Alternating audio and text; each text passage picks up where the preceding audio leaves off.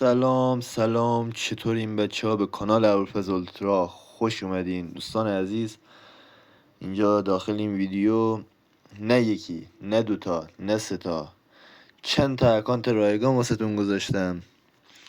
دروغ نگم میشه یه 10 تا 13-14 تا همینطوری اکانت داخل این ویدیو هست. خب من بهتون یه توضیح بدم در مورد این اکانت هایی که داخل ویدیوه. اگه زدین، من با گوشی رفیقم امتحان کردم، نمیتونم 10 تا اکانت همه رو بزنم نگاه کنم، ولی چند تا دونش زدن دیدم بالا میاره. و بهتون میگم اگه زدین بالا آورد و دیدین رو صفحتون یه چیزی اومد، دیگه خودتون میدونین بند شده دیگه. قبل از شما میبینین چند نفر میبینن ای وارد میشن، یکی پشت سرش وارد میشه، اون یکی میافته بیرون، ای وارد میشن بند میشه. و اگه زده رمز جیمیل اشتباه میباشد، یعنی اون اکانت چنج خورده. یعنی اینا دیگه دست من نیست، بعضیا دیگه بلدن چنج میزنن، وارد اکانت میشن میبینن اوه عجب اکانتیه، در جا چنج میزنن. اون دیگه به من هیچ معذرت میخوام، به من دیگه مربوط دیگه نمیشه این چیزا. یعنی واسه تون گذاشتن اگه چنج زدنشو بلدین که چنج بزنین، اگه هم بلد نیستین که میتونین استفاده کنین. و خواهش میکنم اگه یکی داره بازی میکنه، اگه پشت سرم شما وارد همون اکانت نشین که بند بشه، بذار همه بتونن استفاده کنن از اون اکانت.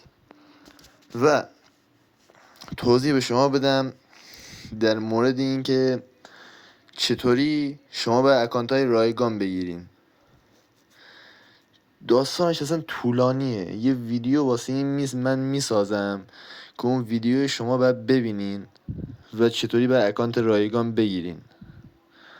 اون ویدیوش سواس شما درست میکنم.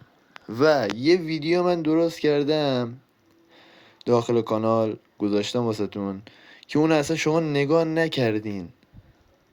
خب اول ما بذار برسیم به اکانت ها. خب ببینیم و فعلا اکانت ها نمیده. این از اکانت اول دیدین. لطفا از شما خواهش میکنم لایک و سابسکرایب یادتون نره، ممنون میشم که از من حمایت کنین. خب برسم اصل مطلب. آره اون ویدیوی من لطفا غافل نشین که داخل کانال گذاشتم. اینم دومی اکانت، چند تا هن همینطوری به ترتیبه.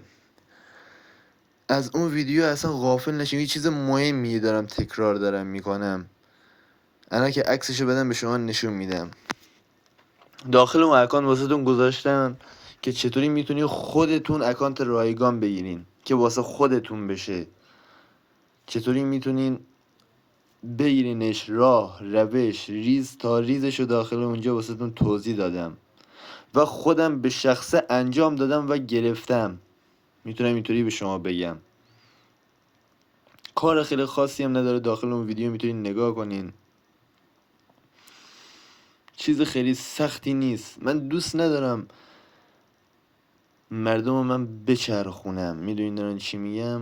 حالا اصلا این کار من ندارم الکی بگم برین این کار انجام بدین که آخر سر نمیشه. این ویدیو رو نگاه کنین، رو صفحه از داخل کانال منه، 2 تا اکانت ویدیو، 2 تا اکانت رایگان داخل اون ویدیو هست. اصل مطلب که اینجاه، این برام خیلی مهمه نگاه کنی. این هر چند تا میتونی اکانت رایگان بگیر. داخل ویدیو اینو داشتن صحبت میکردن، این ویدیو رو حتما نگاه کنین.